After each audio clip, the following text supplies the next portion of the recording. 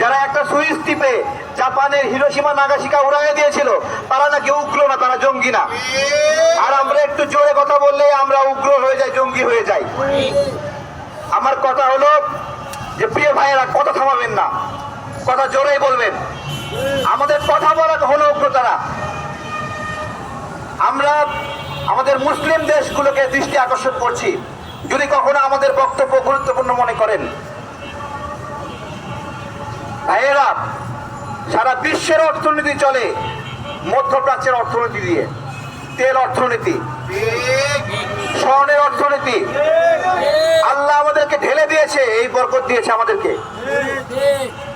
এই বরকতের উপর নির্ভরশীল আমেরিকা, এই বরকতের উপর নির্ভরশীল ইসরায়েল, এই বরকতের উপর নির্ভরশীল হলো ইন্ডিয়া। এবং এই মধ্যপ্রাচ্যের অর্থনীতি না থাকলে আমেরিকা না খেয়ে মরবে, ইসরায়েল না খেয়ে মরবে।